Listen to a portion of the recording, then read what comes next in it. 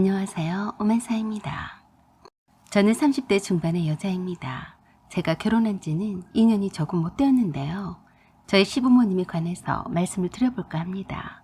제가 남편과 결혼할 때는 몰랐어요. 시어머니께서 고아인 줄은 전혀 몰랐습니다. 이것도 최근에서 알게 된 사실이었어요. 시어머니가 고아인 것을 최근에 알게 된 것이 무슨 대수냐고 하실 거예요. 네, 저야 별 상관이 없다고 생각하는 사람입니다. 시어머니는 제겐 엄청 좋으신 분이셨거든요. 저희 친정엄마와 비슷한 나이신데 저에게 한 번도 이렇다게 잔소리를 하시거나 간섭을 하시는 것을 못 봤습니다. 친구들의 말을 들어보면 요새 시어머니들은 대부분 며느리에게 이래라 저래라 간섭은 하지 않으셔도 은근히 아들에게 소홀히 할 것 같으면 싫은 티를 내시곤 한다고 했어요.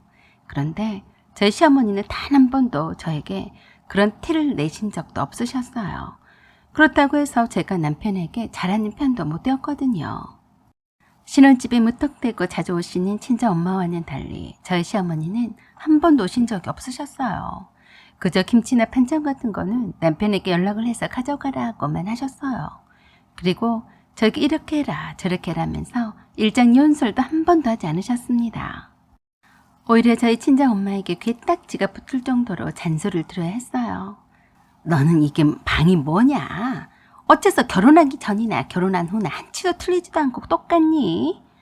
너 남 믿고 이렇게 어질러 놓고 다니냐? 방이며 거실이며 거지 소굴이 따로 없다. 에휴, 나를 시집을 보내도 이렇게 뒤지닥거리를 내가 꼭 해야 되는 거니? 저는 친정엄마의 한숨소리와 잔소리를 맨날 들을 정도로 살림에 서투르고 게을렀어요. 저는 친정엄마가 그러실 때마다 그랬어요. 엄마, 제가 일부러 그래요. 아침 일찍 출근 준비하느라 바쁘고 퇴근도 늦어서 씻고 자기 바쁜데 언제 집안일을 해요. 그러자 저희 친정엄마는 더 큰 한숨을 지으시며 그러셨어요. 아니, 내가 보고도 안 치워줄 수도 없고 사돈이 이걸 보면 얼마나 못 가르쳤다고 하시겠냐. 너희 시어머니는 네가 이런 줄은 알고나 계시니? 조소방하고 함께 치우고 좀 살아라. 엄마가 그렇게 말씀을 하셔도 저는 제 할 말이 있었어요. 엄마도 우리 시어머니처럼 좀 닮아봐. 어련히 알아서 살 건데 왜 딸을 시집을 보내놓고 하루가 멀다고 찾아오세요? 우리 시어머니는 한 번도 막 찾아오신 적이 없었어요. 그럼 딸 가진 부모인데 어떡하냐? 엄마가 할 일이 없어서 신혼인데 찾아온다고 생각하니? 다 너 힘들까봐 그러는 거 아니냐? 저거는 꼭 알면서 저렇게 말하더라.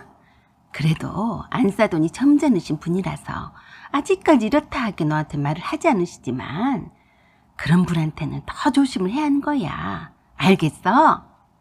저는 죽이 되든 밥이 되든 내버려두면 알아서 잘할 거라고 했어요. 엄마의 말씀처럼 저희 시어머니는 말수도 적으시고 조용하신 분이셨어요. 장남인 남편을 포함해서 아들을 셋이나 키우셨어도 차분하시고 큰소리를 한 번 함부로 하신 적을 못 봤네요. 평생에 바깥일은 한 번도 하신 적이 없으셨고 주부로만 사셨다고 하는데 차분하신 성격이었죠. 그래서 저는 시어머니가 고학력자인 줄 알았습니다. 그런데 그게 아니고 중학교만 졸업을 하셨고 거기에다가 고아였다는 사실을 알게 되었어요. 결혼 전에 시어머니 학력과 출신에 대해서 알려고도 하지 않았고 남편도 일부러 말하지 않아서 몰랐어요. 그렇지만 도련님의 결혼 문제로 인해서 시부모님이 다투시게 되면서부터 알게 되었습니다. 도련님의 결혼 문제로 시댁에 갔을 때 일이었어요. 항상 시어머니는 말이 적으셨고 아버님이 말씀을 많이 하신 편이었는데 그날도 아버님이 여러 가지에 대해서 말씀을 하시고 계셨어요. 성준이가 상견례를 하는데 우리 가족들 모두 다 참석하자. 특히나 안사돈이 되시는 분이 너희들도 알다시피 대학교 교수님이시다. 그러니까 너희들도 단정히 차려입고 말도 책 잡히지 않게 잘하고 괜히 어른들 하는 말에 나서지 마라. 알겠냐? 다들 알겠다고 했어요. 그러자 시어머니가 도련님에게 그러셨어요. 성준아, 신혼집은 어떻게 할 생각이니? 네 형처럼 너한테도 보태줄 수 없는 형편인데 혼수는 해오지 않아도 되니까 어떡하든지 신혼집 구하는데 보태는 게 나을 것 같다. 라고 하셨는데 아버님이 갑자기 버럭 화를 내셨어요. 참, 무식하게. 결혼을 할지 안 할지도 모르는데 무슨 신혼집 타령이야. 당신은 못 배운 거 티나니까 입을 꼭 다물고 있어. 알았어?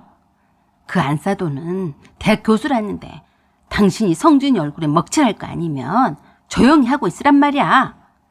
아버님은 자식들과 며느리가 있는데 앞에서 함부로 시어머니께 말씀을 하셨어요. 그러는 아버님께 시어머니도 가만히 계시지 않으셨어요. 뭐요? 내가 무식하다고 했어요? 내가 다시 한번 말하는데 성준이뿐만이 아니라 내 낯짝이 부끄럽게 못 배운 티를 내거나 할 거면 차라리 상견례 자리에 가지 마라. 제가 들어도 참 민망하게 말씀을 하시더라고요. 평소 때는 두 분이 서로 대화를 나누시는 것을 못 봐서 몰랐는데 상당히 시부모님 사이가 좋지 않다는 것을 알 수 있었어요. 아무리 그래도 그렇지 자식들과 며느리 앞에서 아버님이 시어머니께 무식하다는 말씀은 너무하신 것 같았어요. 차분하고 고상하셨던 시어머니도 그날만큼은 참지 않으시더라고요. 교양머리 없이 애들 앞에서 무식이니 뭐니 하는 당신이 정신이 제대로 바뀐 거예요. 당신이나 사돈될 분들 앞에서 지금처럼 말을 함부로 하지 말아요. 내가 무슨 말 실수를 한다고 그래? 안사돈 되실 분은 대학 교수고 당신은 중졸인데 딱 봐도 차이가 나지 않겠어? 뭐요? 갑자기 내가 중졸이란 소리는 왜 꺼내고 그래요? 그것뿐이요? 당신은 고아 출신이 아니었냐고. 나나 되니까 망정이지. 누가 당신 같은 사람을 거들떠나 받겠어? 고마운 줄도 모르고 맨날 나한테 대들긴 하고 말이지. 그렇게 해서 저는 시어머니가 고아였다는 것을 알게 되었습니다. 제가 결혼을 할 때도 아버님이 시어머니가 고아였다는 사실과 중졸이란 사실을 숨기라고 했다고 했어요. 아버님은 시어머니가 중졸이고 고아라는 사실을 굉장히 부끄럽게 생각하셨습니다. 그래서 그런지는 몰라도 남편과 도련님들도 부끄럽게 생각하는 것 같았어요. 남편도 제게 되도록이면 숨기고 싶었는데 아버님이 속없이 다 말해버렸다며 속상해하는 눈치였어요. 그렇다고 해서 시어머니께 못 배운 티를 낸다며 중졸 운운하시던 아버님은 고졸이라고 했습니다. 뭐 고졸이나 중졸이나 뭔 차이인가 싶었네요. 배웠네 못 배웠네 하는 게 무슨 소용인지 참 그렇더라고요.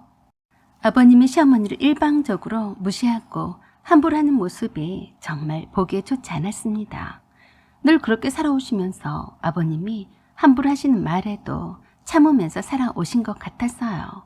아들이 셋이나 있었지만 함부로 시어머니께 말씀을 하신 아버님께 아무도 뭐라 하지 않더라고요. 그래서 저도 모르게 한마디 했습니다. 아버님, 어머니한테 너무하세요. 못 배웠다는 소리는 저도 듣기 거북하네요.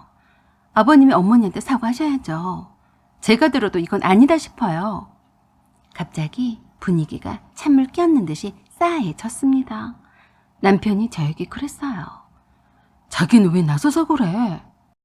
그래서 제가 다 들으란 식으로 말했어요. 아니 그렇잖아.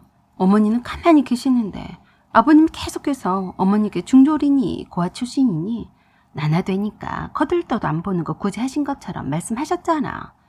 왜 자기는 그런 말씀을 하시는데도 가만히 있어? 듣고 있는 나도 화가 나는데 어머니는 오죽하시겠니?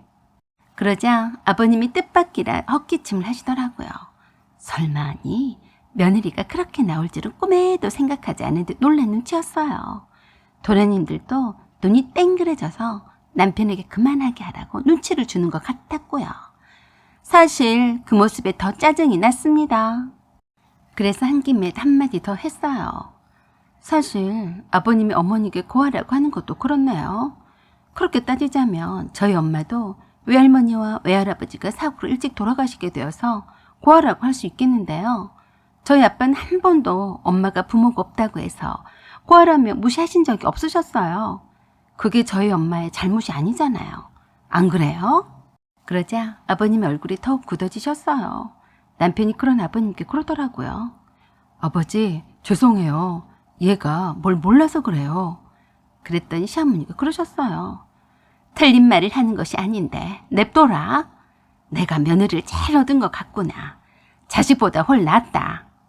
그러자 아버님이 아무 말도 하지 않으시고 방으로 휑하니 들어가셨어요. 그러자 그때서야 두 도련님들도 아버님이 쓸데없는 소리를 해서 분위기가 이상해졌다며 시어머니 편을 들기 시작하더라고요. 남편만이 저에게 왜 나서서 아버지한테 밉상을 보이냐며 뭐라 하길래 제가 오히려 한 대 쥐어 박았어요. 너 정신 좀 차려라. 어떻게 아들이면서 아버님이 그런 말도 안 되는 말씀을 시어머니께 하시는데 가만히 듣고만 있니? 너 나한테도 그럴 거야? 라고 했더니 아니라고 하더라고요. 저 남편이 집으로 돌아가기 전까지도 아버님은 방에서 나오지 않으셨어요. 좀 무안하셨나 보더라고요. 제 말에 조금 뜨끔하셨다면 다행이었죠. 그리고 일주일이 지난 후에 도련님의 상견례 자리에 갔습니다. 일찌감치 서둘러 갔는데도 미리 와서 기다리고 있었어요. 상견례장에 들어서자마자 도련님의 안사돈이 되시는 분이 시어머니께 달려오셨어요. 처음 뵙겠습니다. 혹시 오래전에 쓰던 이름이 이향이가 아니었나요? 그러자 시어머니가 놀라며 그러셨어요. 어떻게 내 어렸을 때 불렸던 이름을 아세요? 그러자 어머, 맞네, 맞아. 그때 어머니를 기억하세요? 라고 하며 빛바랜 사진을 하나 보여주었어요. 그러자 시어머니도 놀랐습니다. 이거 어떻게? 우리 엄마 사진인데. 그러자 저 안쪽에서 향이야 라고 부르며 다가오는 백발의 할머니가 계셨어요. 모두들 그 할머니를 쳐다보게 되었는데요. 그 할머니가 그러셨어요. 내 딸이 맞아. 향이가 맞아. 미안하다. 향이야. 라고 하시며 시어머니를 껴안으셨어요.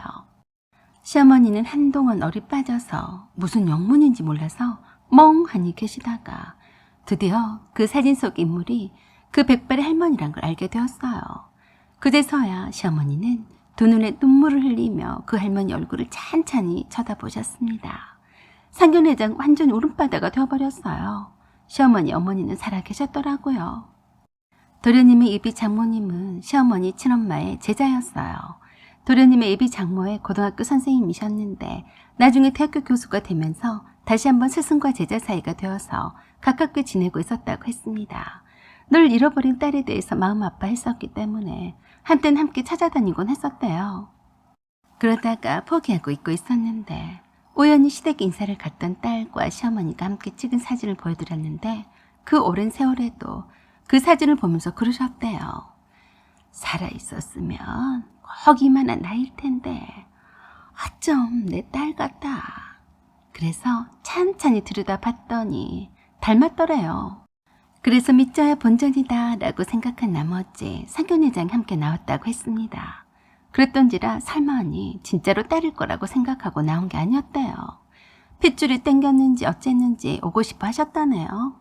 시어머니가 어렸을 적에 부모를 잃었다는 말을 듣고서 더 마음이 당겼다고 하더라고요.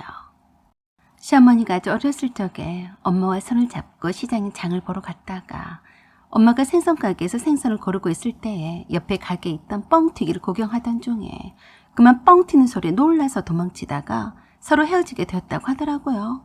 시장 바닥에 그 많은 사람들을 해치고 엄마를 부르며 울면서 한나절을 다녔어도 서로 만나지 못하고 헤어진 거라고 했어요. 시어머니는 고아가 아니었어요. 지금은 전직 대학 교수였던 어머니가 똑같은 하늘나라에 살아 계셨으면서 괜히 고아처럼 헤어져서 사셨던 거예요. 아버님은 그렇게나 시어머니가 고아라면서 무시를 했었는데 아니었어요. 전직 대학 교수면서 꽤 괜찮은 집안의 딸이었어요. 그런 것도 모르고 아버님은 고아였던 시어머니를 인생구제를 해준 것처럼 거들먹 거리셨다니 좀 웃기더라고요. 아버님은 대단한 집안의 딸이었던 시어머니가 시외할머님 댁에 갔을 때는 한없이 작아졌어요. 전하의 아버님도 시어머니한테는 꼼짝을 못하는 것 같았습니다. 태도가 많이 변한 걸 보니까 아마도 아버님도 그동안 시어머니께 막 했던 행동들을 뉘우치거나 후회했을 거라고 생각했습니다. 늦게나마 모녀가 만나게 되었으니 참 기쁜 일이었어요. 언제까지나 모두가 행복하기를 빌었습니다. 사연은 여기까지입니다. 구독과 좋아요 부탁드려요. 감사합니다.